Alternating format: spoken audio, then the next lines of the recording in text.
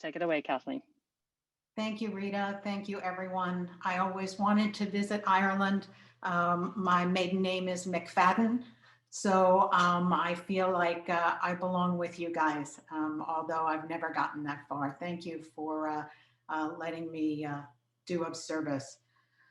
I just want to get out of the way the pictures only because I feel like it's a reason why I qualify to be in this room. I have been a grateful member of this program for 12 years. I am maintaining 125-pound weight loss, and that is by the grace of God, one day at a time, and it has nothing to do with me. Quick picture. Okay, that's enough. Thank you. I was a master dieter. I lost 100 pounds over 5 times. If there was a diet, I could definitely do it. I loved dieting. I loved following rules. But when I finished losing whatever my weight was, I immediately thought, oh, back to the buffet, no problem. And within 6 months to a year, I not only gained the 100 pounds back, but I gained more. I didn't learn anything except how to lose weight. And commercial weight loss programs work, but they don't, for me, attack the base problem of why I was eating, which is why OA for me has been a revelation to be able to follow the guidelines and learn how to live. Background came from alcoholic parents,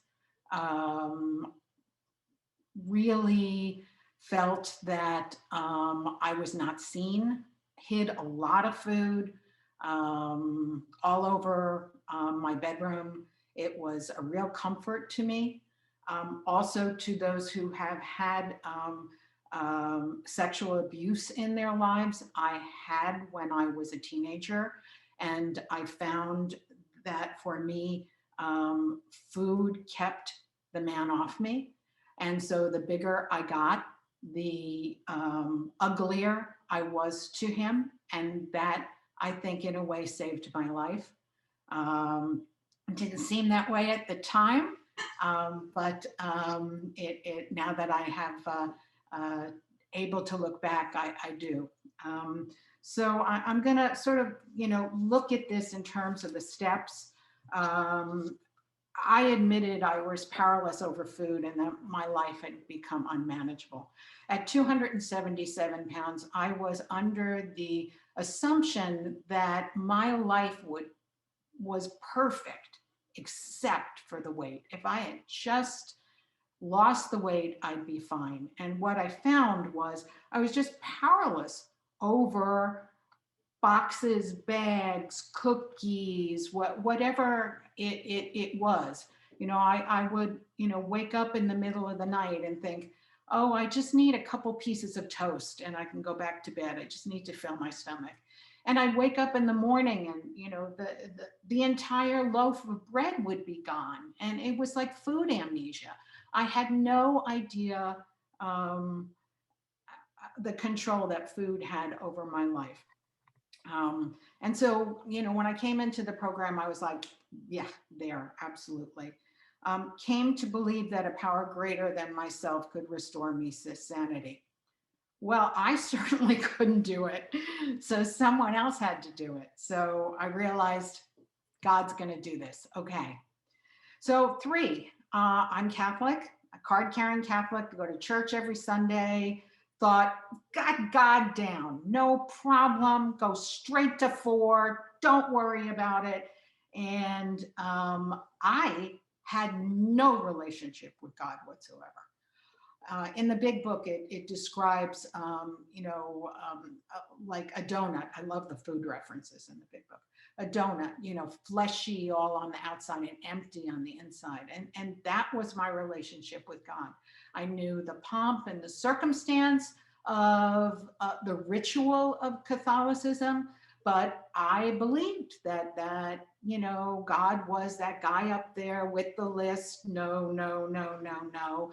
And I just didn't fit in. And then, of course, I had, you know, prayed like crazy when I was a teenager. Please keep this man off me. And my prayers were not answered. And so I felt like if God couldn't answer me when something really important in my life happened, why would God be helpful to me with food? Food is willpower. Food is something I can do by myself. Why would God help me in that? And it was a real struggle with my sponsor, who kept on telling me, you know, write a wish list of what you want your higher power to be. Envision higher power as something else. And I thought, I got God. Why do I need to do this? And what I settled on at the very beginning of my program was that God was, my higher power was the sun. You know, whether it was cloudy or not, the sun was always up there. It was beautiful, it was warm, it was enveloping, and it was the bright, shining light. And I used the sun for about 2 years as my higher power, because I just wasn't ready to accept that God could have anything to do with my my program. So made a searching and fearless moral inventory of ourselves. I gotta tell you, I delved into this one. I did it the big book way, the 12 and 12 way, the OA How way. If there was a way to do the 12th step or the 4th step, I did it, because I wanted to like beat myself up so badly that it was terrifying. But you know, I'm a business person, and I understood that you have to go and take inventory, and those things that aren't serving you well, you need to get rid of them. Donate them to charity, give them away, you know, whatever it is. But focus on the things that I can do. And that's what really helped me with step 4. Step 5, I never cried, never. That was something you never did in an alcoholic family. You took it, whether you got hit or you were scared, and I did my best. I turned it over to my sponsor. I could not stop crying. It was like, you know, the little Dutch kid with the finger in the dike, and the finger came out, and just all of this stuff came out. I have to say, for me, the 5th step was an incredible experience. And my sponsor, who was my sponsor for 11 years, I am so grateful to that woman, because she was just a godsend to me. Ready to remove our character defects. Again, wow, my defects. I wanted to list all my defects. There were hundreds of them. And my beautiful sponsor said to me, Kathleen, you are not allowed to write a character defect unless on the other side of the paper you wrote something good about yourself. It was as if she asked me to give up my firstborn child. I was like crazy. You know, why? I don't have any good qualities. You know, I can list every character defect. And she said, no, that's not part of it. So she had me do an exercise. And she said to me, Kathleen, you are so angry every day. I want you to wake up in the morning and be happy. I was like, you gotta be kidding me. Why would I wake up in the morning and be happy? And she said, well, you know, in this program, we act as if. And so if you can just wake up in the morning and be happy, just try it. So the first, you know, I want what my sponsor has. You know, she's happy, joyous, and free. She lives in serenity one day at a time. I don't have any of that stuff. I came in to lose weight. I didn't know that the ticket in the door was serenity. It wasn't an option in my book. So every day I wake up and I go, oh, damn it. Today I'm going to be happy. Next day, darn it. Today I'm going to be happy. Again, over and over and over, waking up. I'm going to be happy today. I'm going to be happy today. And I've never had a burning bush moment in this program. Every spiritual experience has been like described in the appendix of the big book. You know, it's been of the garden variety slow. One day, 2 months, 3 months down the road, I started waking up happy. I was joyous. And I can only tell you 12 and a half years later of being in the program and going through that simple exercise, that if I wake up happy, grateful, and with God in my life, that day's gonna be great. And if something really crappy happens that day, it's still gonna be great. Because if I wake up angry, resentful, pissed off, that day is gonna spiral down so quick, I won't even know what hit me. But when I wake up positive, that whole day, that whole beautiful, one day at a time, abstinent day is possible. This program for me has been a seismic change. I have never been a glass half full person. People at work call me Pollyanna. Good Lord, who are they talking about? I am so sure I cannot control people, places, or things. The only thing I can change is myself. And until I go through that spiritual awakening of change, I will continue to pick up food. I will continue on my path because hell, 50 plus years of my life, that's all I knew. It was my comfort. And I don't have to live that way anymore. Humbly ask God to remove my shortcomings. I liked some of those shortcomings. I don't know about you, but, I was one of those people who really liked gossip. That Dorothy Parker saying, if you don't have something nice to say about someone, come sit by me. That was kind of my mantra. I'm in the art business. A lot of my friends are very flighty. And I had to give them up because just sitting around and gossiping about people was not healthy for my program. Made a list of all persons we had harmed and became willing to make amends to them all.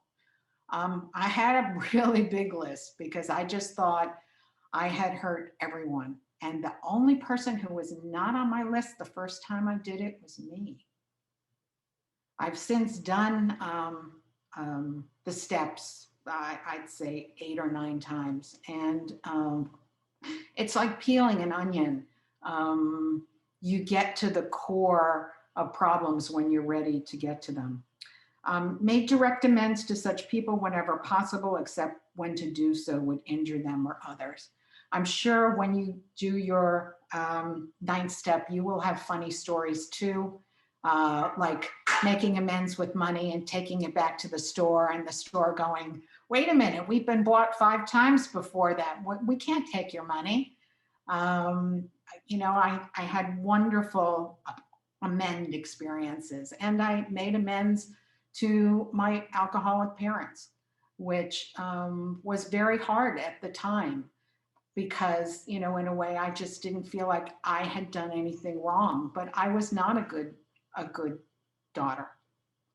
I left home, as soon as I could, and I wasn't there for them. So, it really was freeing for me to make amends to even the people who abused me. Because, you know, there's that saying, 5 minutes left. thank you. Anger is like me taking poison and hoping the other person dies. You know, I was the only one affected. Every night I take personal inventory, and when I'm wrong, I promptly admit it. Sought through prayer and meditation to improve our conscious contact with God. I do have to say I'm not a big meditator. I did put the app on my phone and I do try, but I'm a big rosary person. And I feel like it doesn't really matter how you define meditation. It's just good that you do it. And having had a spiritual awakening as the result of these steps, I tried to carry this message to compulsive overeaters and practice these principles in all our affairs. You guys who are new in this meeting and in this program, you are the most important people in this room. You keep agreeing for me.